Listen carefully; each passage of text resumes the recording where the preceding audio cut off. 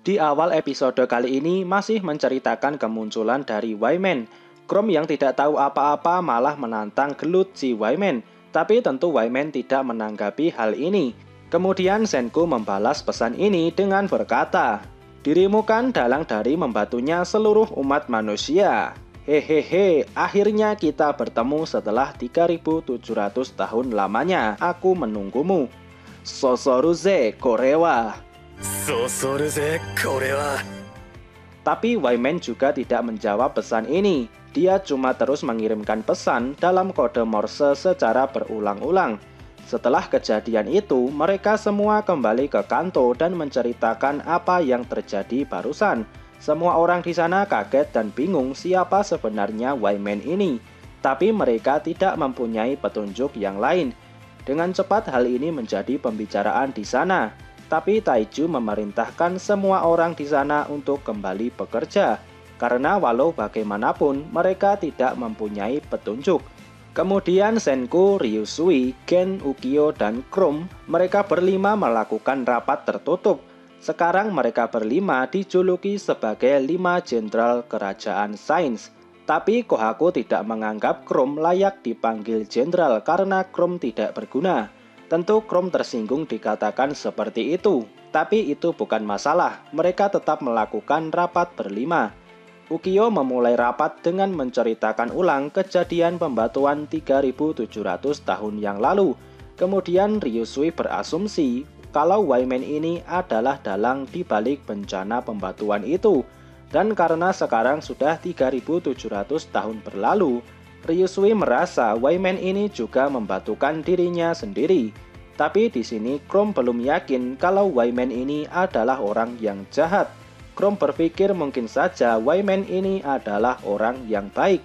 Senku menjawab jika dia adalah teman, maka tidak masalah. Tapi kalau dia adalah musuh, kita harus membuat strategi untuk melawannya. Gen juga setuju dengan ungkapan Wyman adalah musuh.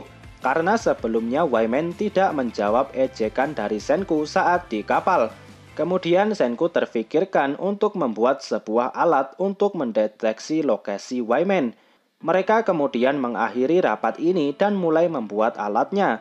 Kemudian mereka membuat tabung kaca, tentu Kaseki yang membuatnya. Sekarang giliran tim gorila yang beraksi. Senku meminta mereka untuk menghaluskan batu sphalerite. Kemudian bubuk itu dimasukkan ke dalam tabung kaca dan dilarutkan di dalam air. Setelah diolah lebih dalam, tabung ini menjadi sebuah layar proyeksi. Tapi Ryusui masih belum paham alat apa yang sebenarnya sedang dibuat. Karena terlalu rumit dan aneh, Yo merasa Senku sekarang sudah menjadi gila. Kemudian tabung kaca itu dialiri dengan sinar elektron. Dan saat tabung itu dipanaskan, aliran panas elektronnya akan dipercepat menggunakan elektroda, dan tabung itu akan bisa menyala. Ini adalah kelahiran dari tabung sinar katoda. Kemudian dengan sebuah kristal, Senku membuat sebuah piringan kristal. Dan kristal itu disatukan dengan tabung kaca tadi, dan sebagai langkah akhirnya, Senku memasukkan antena radio ke dalam piringan kristal tadi. Dan sekarang jadilah sebuah radar. Setelah mendapatkan radar, mereka berlima kembali ke laut dan mencoba radar ini. Dan sekarang mereka memiliki 3 alat komunikasi super, yaitu GPS, radar, dan sonar. Tentu alat-alat ini adalah keahliannya Ukyo. Dengan alat-alat ini, mereka akan berusaha menemukan siapa dan di mana Wyman berada. Kemudian Chrome melihat radar mereka mendeteksi sesuatu dari dalam air. Ternyata alat itu juga bisa menjadi pendeteksi ikan. Ryusui kemudian melempar jaringnya dan mereka mendapatkan ikan segar dalam jumlah yang sangat banyak. Dan sekarang dengan adanya sonar dan radar, mereka bisa berlayar kemanapun dan bisa melacak di mana lokasi Wyman berada. Dan dengan begitu misteri pembatuan akan mulai terungkap. Sekarang mereka berlima kembali ke desa Ishigami dengan membawa ikan tadi. Di sana Francois langsung mengolah ikan-ikan ini dengan sangat bersemangat. Setelah matang, mereka memakannya bersama-sama. Dan walau sudah banyak diolah, mereka masih memiliki stok ikan yang sangat banyak. Ryusui menjelaskan kehebatan sonar dan radar ini. walaupun dalam keadaan berawan atau malam hari, asalkan ada alat ini, maka semuanya akan terlihat dengan jelas. Ginro dan Chrome langsung berpikir hal yang sama setelah mendengar kalimat Ryusui tadi. Ginro langsung berimajinasi dia bisa melihat pakaian dalam wanita dengan radar dan sonar. Melihat tingkah Ginro ini, Kohaku langsung berkata, "Ceh, dasar sampah rendahan." Kemudian Senku menjelaskan kalau radar dan sonar tidak bisa melihat di balik pakaian. Dan sekarang Senku menemui Ukyo. Ukyo berkata kalau menggunakan baterai saja tidak akan cukup untuk menghidupkan radar terus-menerus. Mereka membutuhkan sebuah mesin generator untuk mengatasi masalah ini. Kaseki menjawab dia siap membuat apapun itu. Tapi di sini masalah yang baru muncul. Mereka membutuhkan besi dalam jumlah yang banyak. Tapi cadangan besi mereka sudah hampir habis.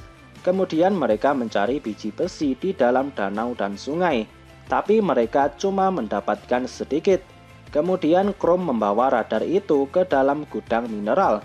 Chrome mencoba mendekatkan radar itu ke arah batu mineral, dan ternyata radar itu merespon batu mineral. Kemudian Chrome berpikir mungkin saja radar ini juga bisa mendeteksi besi. Chrome langsung pergi mencari besi dengan membawa radar dan telepon. Dia mencari ke sebuah bukit yang dulunya sering dia kunjungi. Chrome kemudian masuk ke dalam goa. Di sana dia mencari ke setiap sudut. Namun besi yang dia cari belum juga ditemukan. Chrome kemudian melihat ada sebuah retakan yang cukup besar di lantai goa. Chrome mencoba menurunkan radarnya ke dalam sela-sela retakan itu. Dan radar ini mendeteksi adanya sebuah material di dalam tanah. Kemudian Chrome menelpon Senku yang berada di desa. Kemudian mereka menuju lokasi yang diberikan Chrome.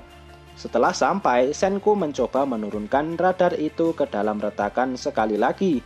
Dan ternyata memang benar, radar itu mendeteksi ada sebuah logam di dalam tanah.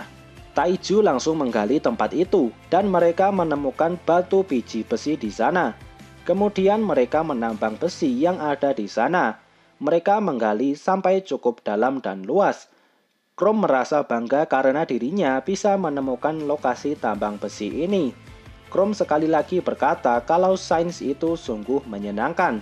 Setelah mereka mendapatkan besi dalam jumlah yang banyak, sekarang yang menjadi masalah adalah bagaimana cara mereka mengangkutnya. Di sini Senku berkata kalau mereka akan membuat kendaraan khusus tambang. Mendengar hal ini, Yo langsung bersemangat dan ingin menaiki kendaraan itu. Kemudian Ryusui berkata kalau mereka membutuhkan seorang pemimpin yang hebat. Tapi Ryusui berkata kalau pemimpin yang antusias tidak akan membuat siapapun mengikutinya. Tapi dengan menikmati dunia ini, itulah kekuatan dari pemimpin yang bisa menggerakkan semua orang. Dan di kerajaan sains ini, mereka memiliki pemimpin yang sesuai dengan kriteria itu. Dan sekarang mereka membuat gerobak tambang untuk mengirimkan batu besi tadi. Sekarang dengan gorila uap, gerobak tambang, dan kapal mini, mereka memiliki jalur distribusi yang saling terhubung dengan semua tempat. Oke, itu tadi alur cerita dari anime Dr. Stone Season 3 episode 7. Di episode kali ini sekali lagi terjadi banyak hal, mulai dari Y-Man, radar, dan tambang besi. Dan sekarang mereka semakin dekat untuk melakukan pelayaran. Oke, sekian dulu pembahasan kali ini. Semoga videonya bermanfaat. Subscribe channel ini dan sampai jumpa di video selanjutnya.